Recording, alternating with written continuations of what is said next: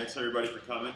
My name's Steve. I've been doing this neurology thing now since first quarter. Really hitting it hard. It's awesome stuff. If you haven't heard anything or seen anything about it, and you want to know why only some of your patients are getting better and some aren't, this is where you need to be. We like to take those patients that nobody else can fix and fix them right away. And it happens really quickly. You'll learn as you see some of this stuff happening. But anyway, these next 2 weeks I'm going to be talking a little bit about lobes of the brain, which is kind of important because that's where everything in your life and your existence happens. I was going to start with frontal lobe today, which I am going to do, but I'm going to jump around a little bit. Probably going to go through occipital lobe and the pathways through that, the visual pathway, because I'm going to end up with some treatment stuff through hemi-stem and stuff like that at the end of next week.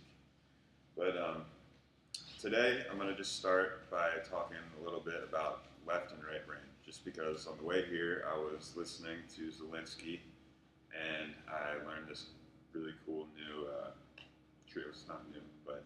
new treatment on kids with ADD with right brain lesions, and it's something you never really think about unless you really know what the difference between right and left brains are. So your right brain is pretty much where all the bad stuff happens in your life, and the left brain is where all the good stuff happens. So that means there's more dopamine receptors in your left brain, and there's more serotonin receptors and other stuff like that in your right brain. But anyway, a lot of things you'll see with kids with ADD and stuff is a right brain deficit, also with autism. So this morning I was this is random, but I was just listening, and he was saying that mirror images are more perceived in your right brain than your left brain. Also, things like amorphous shapes are also more of a right brain thing than a left brain thing, because your left brain is all about the detail usually, and your right brain is more about the big picture, bringing everything together. So your left brain would be more about like geometric shapes and stuff like that, and then your right brain would be like more amorphous stuff. So you're dealing with a kid with ADD or autism or stuff, and you come to the conclusion that he's got a right brain lesion. A great therapy that Zelensky says works awesome is you have them go home, you get a mirror, and then you have them put it down, and you have them get a big thing of shaving cream, and you put the shaving cream all over the mirror, and then you just have them finger paint, because the mirror, the reflection is ramping up that right brain. The amorphous shape can't get any more amorphous than a big blob of shaving cream. So they're getting that tactile stimuli in the right brain. And then you have them do it with their left hand, because your left side of your body, left extremities are driven by your right brain. And then if they are having limbic concomitants with that, like I said, more of the negative stuff is processed with your right brain. More of the positive stuff is your left brain. So if you're getting bad attenuation on that limbic system on the right side, and you're doing all this stuff to drive the right brain, because basically your cortex in your right brain is what inhibits the limbic system on that side. So to give a moderate limbic system stimulation on that side while you're driving that right cortex, and you're having a finger paint in the amorphous blob of shaving cream in the mirror, which sounds crazy, but it actually does work. Have them start drawing negative words, because it's a minor limbic stimulation, and that way you're getting all this cortical input into that right brain, and it just gives better integration between that loop, so they can better inhibit that right limbic system. And it's supposed to work really well. So anyway, that was just a little tangent for this morning. And a good way to introduce lobes of the brain, I thought. So anyway,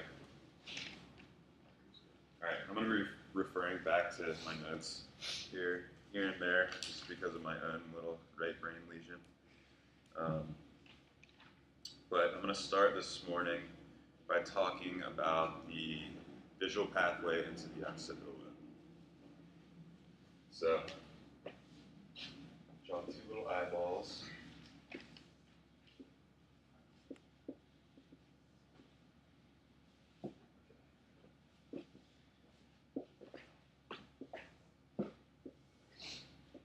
These basically here are your visual fields. So anything coming in from this side is going to go to, this is your nose right here. So anything coming in from this side to your right eye is going to be in your nasal field. Anything that comes in from this side to this eye is going to be more of your temporal field. Okay? So when it comes in on your nasal field, right here, there's basically, you got your retina on the back, and it's basically, you can split it up into two, right here, until it gets to the optic nerve. So all the input, we're going to say this is your right eye. All the input coming in from your right is going to go to this nasal retina over here. It's going to go to your temporal retina over here. Okay, we'll come back to that in a second. So, the medial retina comes in, and the fibers from here, they decussate and then go back. Decussate, if you haven't heard of that word, just means they cross over in the optic chiasm. And then they go back, and then ultimately they get to your thalamus. I'll just say that's right there. I suck at drawing, as you can see. Anyway, okay. So medial crosses over and goes back. All the stuff coming in from here is going to go to your temporal retina over here, and it's going to go to your nasal retina over here. Basically what that just, okay, so lateral retina goes to the same side brain, and medial goes to the opposite brain. All that ends up meaning is all the stuff that's coming in from your right side of vision is going to go to your left brain. Like, the way I don't know how I look at it. I look at it like if you're going to shoot an arrow from over here, it's going to end up in your left brain. If you're going to shoot an arrow from over here, it's going to end up in your right brain. Same thing happens with your vision. So if you want to get more visual stim from your left brain, it's going to be firing, from your left side. So if you're sitting in a classroom and you sit in the right corner, you're going to be getting much more stim over from here, which is going to fire to your right brain. If you're sitting on the left side, you're getting more stimulation from here, and it's going to go to your left brain. So all this stuff goes back, and then it synapses onto your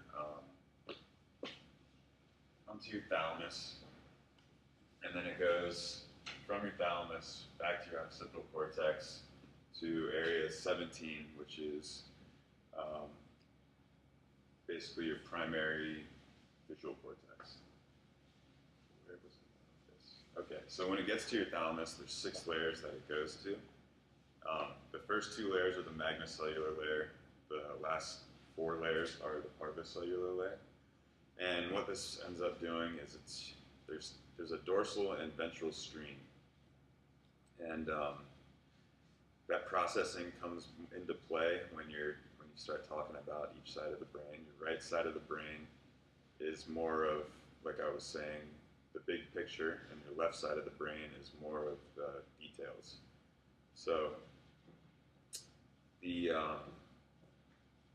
magnocellular part of this pathway, when it goes back to your occipital cortex, is mainly going to your area 17, which that just deals with your foveal vision. That's when you focus on something and you see it really clearly. Like I'm looking at this thing. It says Expo right here. I can fovealize on that. That's being processed in my area 17. So while I'm looking at this, if somebody was to move their hand over here, I would still see it, and that would be processed more by my cortex is further out from 17. So 17 is the occipital pole. It's the furthest back you're going to get. When you go more towards the front from there, that's when your association cortex starts coming into play. And that's where you get more of your peripheral vision working. And that's more of your dorsal stream kind of processing. Your ventral stream kind of processing is more of your foveal stuff. So this comes into play when you're talking about brain, because more of your foveal stuff is going to go to the left side of the brain, and more of the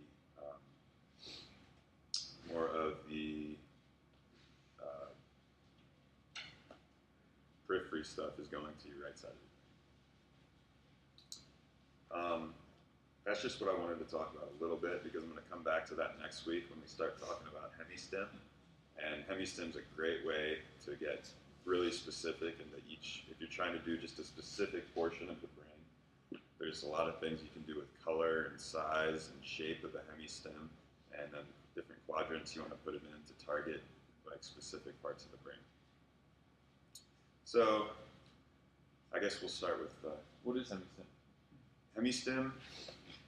Show you, it's on my phone right here. Hemi-stim basically is visual stimulation from different parts of the visual field. So, I mean, I can have hemi-stim up here, here, here, here. Each it's going to go to a different part of the brain. I'm going to pull it up here on my phone really quick.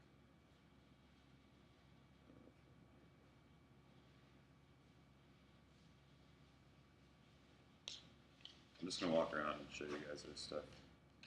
Okay. So this is basically what hemi-stim is.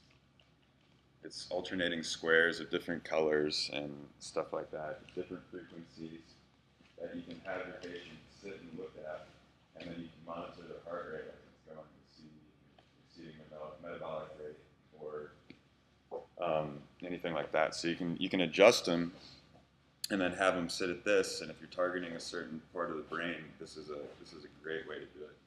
And then you can also, it's just a really passive thing. You can go leave and work with other patients while you have them look at this for 5 minutes and come back and then do your thing. But anyway, you switch the colors on here, you switch the frequency on here, you switch the quadrants on here, and it's all very specific into each part of the brain that you want to stimulate. So, say stuff that comes up here, fired like I was saying, stuff from here goes to the right brain. Everything over here goes to the left brain. Well, same thing from up and down. If you take an arrow and you go like this through the brain, it's going to go straight to the temporal lobe. And that's the way it's processed as well. If you take an arrow from down here, it's going to go to the parietal lobe. Where I'm going with that is when you're doing hemi-stim and you have something in your upper left quadrant right here, it's going to be more of a temporal stimulation on the right side. So that's how you can get really very specific into each part that you want to stimulate. And frequency, you can pick up higher frequencies on the left, you pick up lower frequencies on the right, you pick up smaller shapes on the left, you pick up bigger shapes on the right, you pick up more contrast on the right, and then you pick up less contrast on the left. So you do more black and white stuff on the right, you do more color stuff on the left. I'm gonna go more into this stuff next week, but anyway, I didn't do any frontal lobe really. We'll just start on the frontal lobe. I'm going to do, yeah. Yeah, time at the end, just like write those. I'm gonna do a sheet of that next week. I'm going to hand it out to everybody. And then there's apps on your iPhone for this and iPad, which is awesome. Yeah. When you're doing the hemi-stim, do you have the patient foveate on the simulation, or is it in the periphery, or does it depend? You just have them look straight ahead. Straight ahead. Yeah. Do you blind out anything else? Huh? Do you have them like blind out anything else? You want them to be in a dark room. Okay. So you want them to just, I mean, you can do it in a light room, it still works, but dark room is a little bit better for that. And you want to make sure that you don't want to juice them at the first time. So you want to have them, you want to be monitoring their heart rate or whatever to figure out what their metabolic capacity is, and then you want to go like 20% below that each time you're delivering the therapy. It's my understanding that color is also an important factor when you're using hemi-stim. Yeah. So that like red color is going to be more insightful than blue color. It is, and it just depends how specific you want to get. Because not only am I targeting temporal parietal lobe, at the same time I'm doing prefrontal cortex, and I can have them do stuff with their fingers at the same time they're doing hemi-stim.